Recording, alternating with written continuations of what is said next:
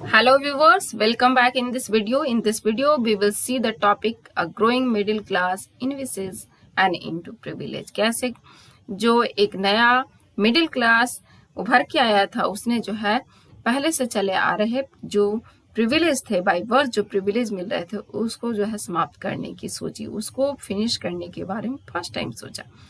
इसके पहले middle class से पहले जितने पीजेंट्स थे, वर्कर्स थे, बहुत सारे लोगों ने बहुत सारे रिवोल्ट्स किए थे टैक्स बढ़ाने के खिलाफ और फूड स्कैर्सिटी के खिलाफ, लेकिन उनके पास इतने जो है मीन्स या प्रोग्राम्स नहीं थे जो कि फुल स्केल मेजर्स ले सके और कोई भी सोशल और इकोनॉमिकल ऑर्डर में चेंज ला सके। मतलब इनके थ्रू कुछ भी चेंज नहीं हो पाया। तो अब ये रिस्पॉन्सिबिलिटी चली गई थर्ड स्टेट के उस ग्रुप के पास जो अभी अभी काफ़ी प्रोस्पेरियस हुआ था और इसके पास एजुकेशन भी था और इसके पास न्यू आइडियाज भी थे।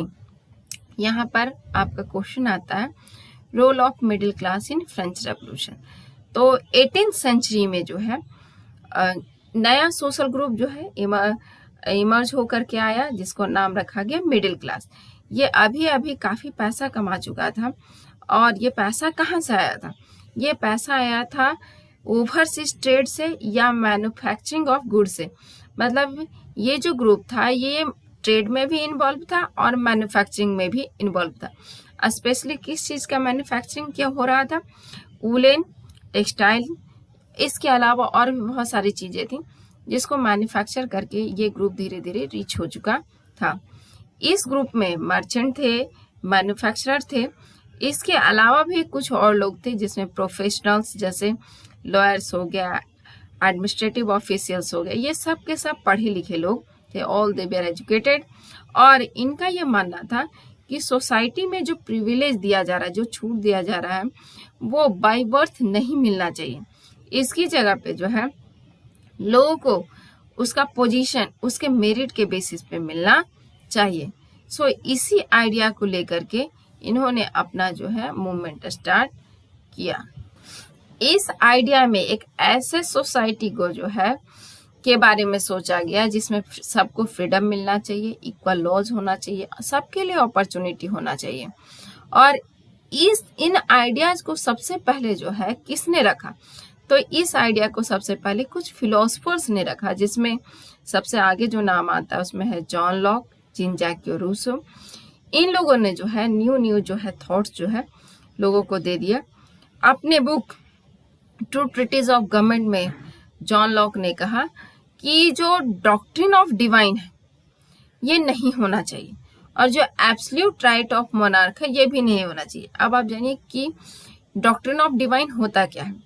डॉक्ट्रिन ऑफ डिवाइन का मतलब ये होता है कि जो किंग है उसको उसके पास जो है पूरा का पूरा एब्सोल्यूट पावर है और वो उसका जो पावर है वो डिवाइडेड नहीं है, वो किसी और को नहीं दे सकता। साथ में उसको जो ये पावर है वो गॉड के थ्रू मिला इसलिए इसको बांटा नहीं जा सकता। उसी तरह से उसके पास एब्सोल्यूट राइट का पावर था। तो एब्सोल्यूट राइट मतलब होता है कि उसके पास हर पावर है, मतलब वो जो चाहे सो कर सकता है। इसी थ्योरी के बेसिस पे जो है पहले के सारे मोनार्की जो है वर्क करते थे। लेकिन रूसो ने जो है इस पूरे थ्योरी को काट दिया और उन्होंने कहा कि गवर्नमेंट जो है वो सोशल कॉन्ट्रैक्ट के बेसिस पे होना चाहिए और ये किसके बीच में होना चाहिए? ये होना चाहिए पीपल और रिप्रेजेंटेटिव के बेसिस पे। मतलब यहाँ पे पहले जो है जॉन लॉक ने डॉक्ट्रिन ऑफ डिवाइन और एब्सोल्यूट राइट के थ्योरी को काटा। रूसो ने जो है सोशल कॉन्ट्रैक्ट का जो है प्रपोजल रख दिया। इसके बाद जो है बारी आई मॉन्टेस्क्यू की। इन्होंने अपने बुक स्पिरिट ऑफ लॉ में पावर को जो है वो डिवाइड कर दिया। इन्होंने डिवीजन ऑफ पावर कर दिया जिसमें जो है गवर्नमेंट को डिवाइड हो जाना चाहिए। मॉन्टेस्क्यू ने गवर्नमेंट को जो है 3 पार्ट में बांट दिया, लेजिस्लेटिव, एग्जीक्यूटिव और जुडिशरी। सो इस तरह से जो है नया फॉर्मेट जो है गवर्नमेंट का आ गया। उस वक्त जो है ऑलरेडी यूएसए में जो है इस तरह के आइडियाज पे गवर्नमेंट को फॉर्म किया जा रहा था। जब 13 कॉलोनी जो है इंडिपेंडेंट होकर के न्यू यूएसए बना था तो अमेरिका में कॉन्स्टिट्यूशन भी बना, उसमें है जो है लोगों को इंडिविजुअल राइट्स का गारंटी भी दिया गया। और ये सब के सब जो है फ्रांस के जो पॉलिटिकल थिंकर्स थे उन्हीं के आइडियाज के बेसिस पे बन रहा था। जो फिलोसफर्स थे के जो आइडियाज थे वो अब धीरे धीरे जो है पब्लिक में भी स्प्रेड होने लगे। जैसे सैलून में, कॉफी हाउस में लोग बैठ करके जो है इन आइडियाज पे जो है चर्चा करने लगे। बुक्स के थ्रू, न्यूज़ पेपर के थ्रू लोगों तक ये बातें पहुंचने लगी। लोग क्या करते थे कि जिनको पढ़ना नहीं आता था सब गैदर हो जाते थे और जो इसको पढ़ने आता था वो ग्रुप में जोर जोर से पढ़ करके जो है लोगों को सुनाया जाता था। उसी तरह से जो है ये वही टाइम था जब लुई 16 ने जो है अदर जो टैक्सेस थे उसको इम्पोज करने का डिसीजन लिया, जिसका जो है बहुत ज्यादा असर पब्लिक पे पड़ा। ऑलरेडी पहले से ही जो है ये लोग गुस्से में थे और जो टैक्स बढ़ाने का डिसीजन हुआ उसकी वजह से जो है अब लोगों का जो गुस्सा था वो बहुत ज्यादा पीक पर पहुंच चुका था। आप देख सकते हैं यहाँ पर ये है जॉन लॉक, ये जीन जैक रूसो और ये भी है जीन जैक रूसो, ये मॉन्टेस्क्यू थे। ये तीनों फिलोसफर का जो है बहुत असर पड़ा था लोगों के माइंड पे और इन लोगों ने ही जो है फ्रेंच रेवोल्यूशन को जो है जन्म दिया था।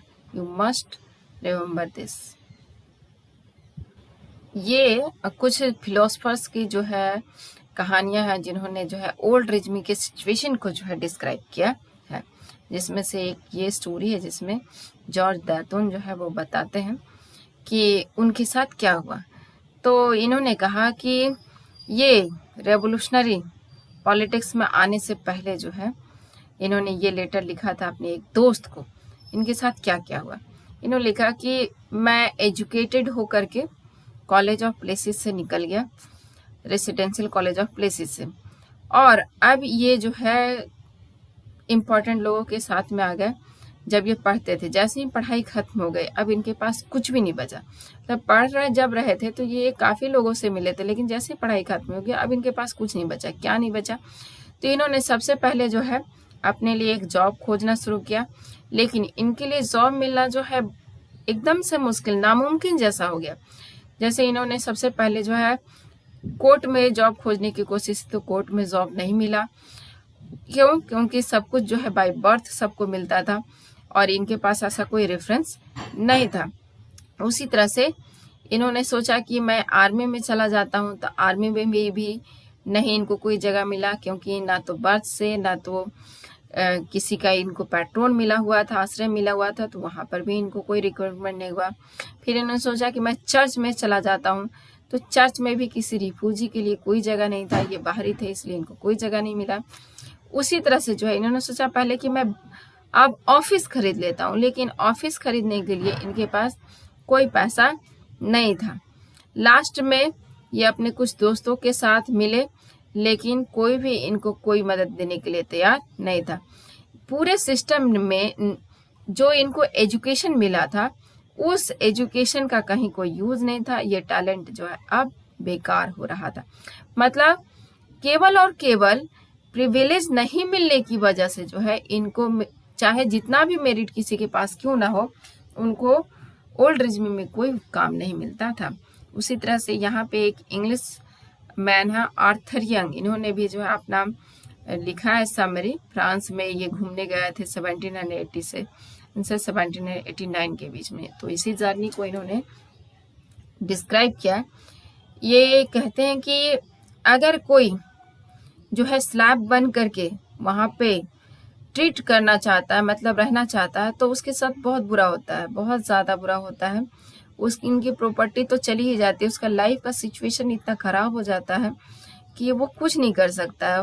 वो ना फ्री हो सकता है, ना तो उसके साथ अच्छा ट्रीटमेंट होता है, वो एकदम विक्टिम बन करके रह जाता है। और ये बोलते हैं कि उसको ये कभी कंप्लेन नहीं करना चाहिए, क्योंकि उसके साथ कुछ भी हो सकता है, उसकी बेटियों को किडनैप किया जा सकता है, कुछ भी हो सकता है, मतलब कोई उसके पास राइट्स नहीं रह जाता है। तो सिचुएशन जो था ओल्ड रिज्म का वाकई वर्ष था, और इसी सिचुएशन से निकलने के लिए जो है फिलोसफर्स ने जो आइडिया दिया उस पर मिडिल क्लास जो है काम करने के लिए निकल आया, और अल्टीमेटली जो है सारे के सारे जो कॉमन लोग थे उन लोगों तक जब ये आइडिया पहुंचा तो यही जो है चीज कन्वर्ट हो गया रिवोल्ट में। नाउ आप इसमें से कुछ जो है शॉर्ट टाइप क्वेश्चन राइज कीजिए और उसके आंसर्स जो है मुझे कमेंट बॉक्स में लिख कर दीजिए। Thank you.